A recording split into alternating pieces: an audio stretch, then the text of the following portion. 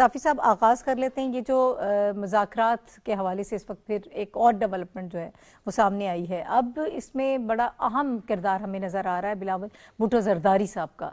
اور وہ خود کہہ بھی رہے ہیں کہ وہ ثالثی کی پوزیشن میں ہیں۔ آپ کو کیا لگتا ہے کس طرح سے چیزیں آگے بڑھیں گی، ہو پائے گا یہ سب؟ دیکھیں، جہاں تک بلاول بھٹو زرداری صاحب کی اہمیت کی بات ہے تو واقعی وہ پاکستان پیپلز پارٹی کے چیئرمین ہے، ایک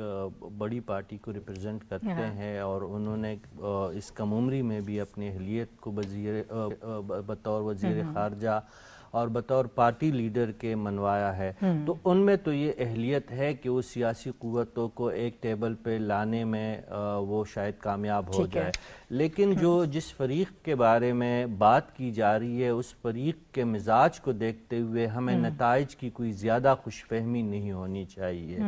اگر وہ اس جماعت کو لگے کہ ان کا سیاسی فائدہ اس وقت مل بیٹھنے میں ہے، تو شاید وہ بلاول بھٹو زرداری صاحب کی بات مان لے اور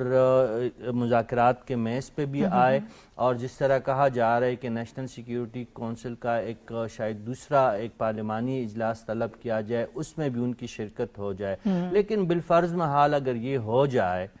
جس طرح رانا صاحب نے ابھی حالیہ ایک انٹرویو میں بھی یہ بات کہی ہے کہ اگر بلاول بھٹو زرداری صاحب کو یہ ٹاسک دیا جائے، جس طرح انہوں نے بطور وزیر اعظم کے مشیر خاص کے طور پر یہ بات ایک ٹی وی پہ آ کے کہہ بھی دی کہ ہم دیتے ہیں بلاول بھٹو زرداری صاحب کو یہ مینڈیٹ اور یہ اختیار،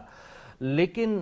اگر اس اختیار کو استعمال کیا جائے، ان لوگوں کو مذاکرات کے ٹیبل پہ لایا جائے، ان کو نیشنل سیکیورٹی کونسل کے اجلاس میں شریک کرنے پہ آمادہ کیا بھی جائے، تو نتائج کیا ہوں گے؟ نتائج میری نظر میں ان کا تو مدعا ایک ہی ہے، اپنے ابتدائیہ میں اشارہ دیا، جس پہ شاید آپ دوسرے مرحلے میں بات کریں گی، لیکن ان کا اس وقت سب سے بڑا مطالبہ تو یہ ہے کہ بانی پی ٹی آئی کو جیل سے رہائی دلوائی جائے۔ ان کی مطالبہ تو یہ نہیں ہے کہ ٹی ٹی پی کی سرکوبی کی جائے، B L A, B R F, B N A کی سرکوبی کی جائے، فتنۃ الخوارج کو ختم کیا جائے۔ یہ جماعت تو ان کے خلاف بات کرنے کو بھی اپنی ذمہ داری نہیں سمجھتے۔